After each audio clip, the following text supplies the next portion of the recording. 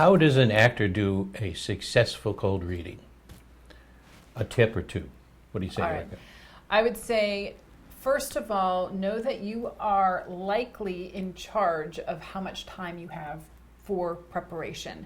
Meaning, if an casting director, especially in my office, if I hand you, Richard, if you were auditioning and I handed you a new character after you came in, I don't mind at all if you say, can I go in the waiting room for a minute or come back in 2 hours, depending on the session. And you do have a collaborative opinion about that. And I want you to be successful. So knowing yourself is great. And I think there's a little bit of a misconception out there with many actors in that their cold reading skills are determined by how fast they are able to prepare. And honestly, for me, 99.9% of the time, I don't really care how fast one prepares. If I were casting a soap opera, I probably care because the script changes so often on the shoot day.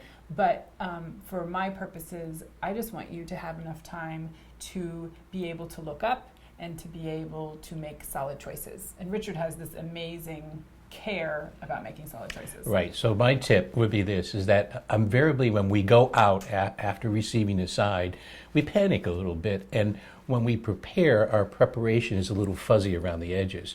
So I recommend that you put a filter on it, what I call filter. And my filter is to read it with care, C-A-R-E. Read it for C, character, A, action, R, relationship, and E, environment. And really put a filter on it, read it, say, okay, I'm going to organize my thinking, I'm going to stay calm in it, and read it once through for character, get all the choices. And then I'll read it again for action. What's this character doing to create this relationship? And then don't forget environment. It could be a very friendly thing for you to do, environment. If you calm yourself down, organize yourself, those good, bold choices have a better chance of arriving so that you can really say, that's the choice I'm going to make. It's like sketching, isn't it? You're just going to sketch something out. You don't have time to do an oil painting.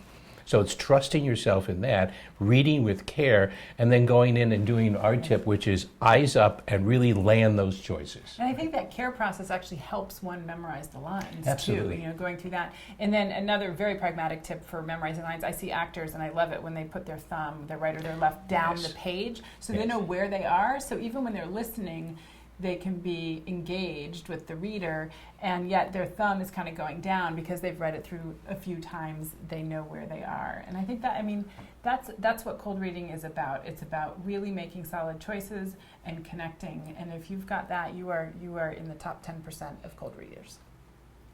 Go for it. Yes.